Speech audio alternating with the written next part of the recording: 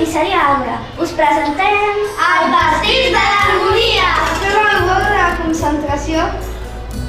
Trenquem els ous. Afegim la llet cooperativa i la farina de la tolerància. I ho barregem a la batidora de la paciència. Afegir la sucre de la sinceritat i la xocolata de l'empatia. Ho posem 45 minuts al forn. Després de 45 minuts ho traiem del forn. Voleu? D'acord, sí, gràcies. Bon profit!